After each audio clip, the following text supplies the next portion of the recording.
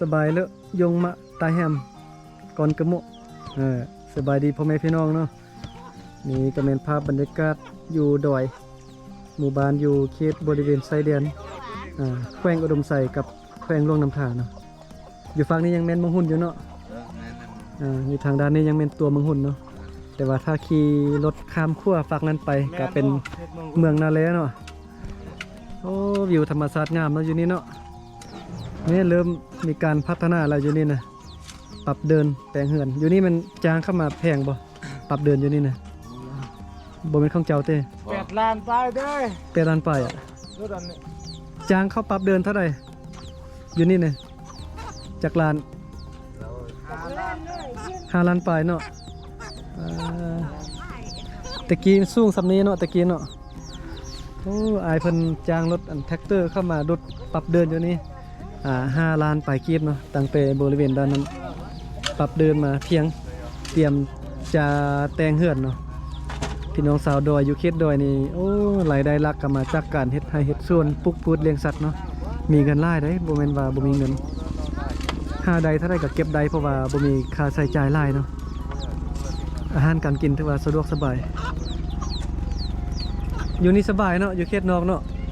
บ่มีเงินก็อยู่ได้แม่นบ่ ไปหากินเนาะเก็บผักหักนอ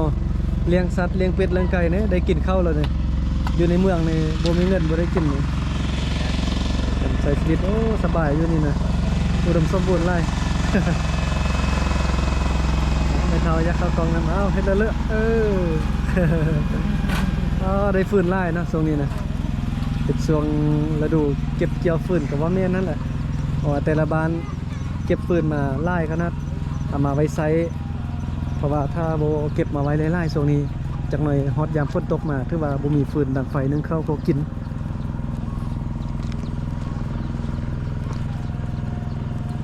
เส้นทางรถดีแล้วเนาะโอ้ยุนเครือบินตำแท้ตำมายุนเนี่ยมาเท่าเนี่ยเห็นบ่อไหนเนี่ย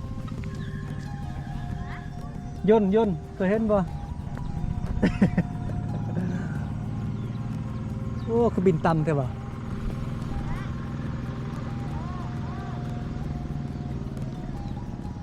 โอ้บินต่ำแต่ต่ำว่ะเส้นทางรถดีเนาะสมัยตะกี้นี่บนนี้ทางรถยังบ่ดีเถื่ออันนี้จะเป็นเส้นทางอยู่ฝากเมืองหุ่นเนาะเขาเจ้าเริ่มแปลงทางตั้งแต่ตัวเมืองหุ่นจนมาฮอดจุดนี้มาฮอดบนขั้วอยู่ด้านลุ่มเนาะเพราะว่าเส้นทางเมืองหุ่นนี่จะมาแปลงฮอดนี้ส่วนข้ามขั้วไปนี่ก็เป็นเส้นทางเมืองนาแลแขวงหลวงน้ำท่าแล้วแต่ว่าเส้นทางทางด้านพุ่นนี้ทางเมืองนาแลยังบ่ทันแปลงมาเถื่อแต่ว่าเส้นทางอยู่ทางเมืองหุ่นแปลงมาฮอดนี่แล้วตอนนี้นะบ่ลังขี่รถมาแป๊บเดียวฮอดเนาะ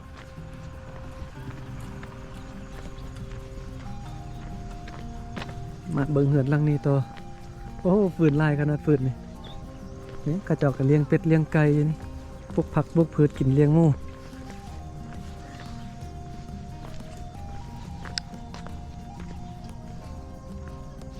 ก็ประมาณนี้นะโอ้เส้นทางคักขนาดดีไล่เนาะ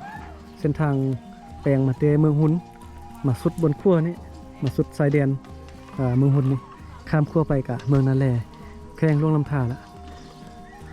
ทำหุ่นนี่แปลงมาฮอตแล้วเด้อทางเมืองหุ่นนี่ดีนะสะดวกสบายเบิ่งเหือนสารบันซองอยู่ทางด้านเทิงจะมีเหือนมีห้านค่ายเครื่องก่อสร้างเครื่องอะไรรถจะมีครบเนาะซ้ำกับเมืองน้อยเมืองหนึ่งอยู่นี่นะพอเส้นทางแปลงมาฮอตมาเทิงแล้วดีแล้วเนาะสะดวกสบายอยู่บนนี้กาแมนอุ้งเก็บน้ำสบายแล้วไปใส่ยอมมั้ยตักน้ำเหือนอยู่ไกลบ่เหือนเจ้านะอยู่เทิงนี่เต้โอ้เหือนผู้ใดอยู่มออุ้งน้ำมีสบายเนาะบ่ได้ตักห้าไปไกลนี่ก็เป็นบนอุ้งน้ำของสะบานน้ำนี่ก็ไล่มาเตะถึงผู้กันเนาะมาเข้าในอุ้งนี้ไว้สะบานก็พากันมาเก็บมาตักน้ำอยู่นี่ไปไว้ใส่เนาะต่ำสุดนี่ใส่งบประมาณต้องเป็น200 ล้านเพิ่นแหละอยู่ดอยนะเจ้าซื้อมาทั้งได้เครื่องนะขนาดว่าแปลงอยู่เฮือนอยู่เมืองยังมัดบักไล่มีเงินไล่แล้วจึงเฮ็ดได้เนาะพระเท่าน่ะนายเนาะ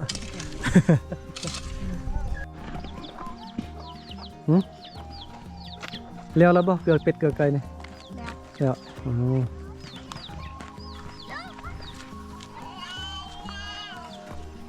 อันนี้จะเป็นเฮือนเก่าอายเพิ่นเนาะเจ้าของเฮือนจะอยู่พุ่นละเดินเพิ่นเนาะอันนี้เป็นเฮือนเก่าแล้วนี่เรากำลัง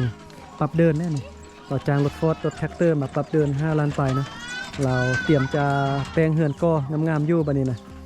เฮ็ดไทยเฮ็ดสวนปลูกพืชเลี้ยงสัตว์เก็บเงินได้แล้วหลายปีแปลงเฮือนงามๆให้ลูกให้เมียอยู่เนาะ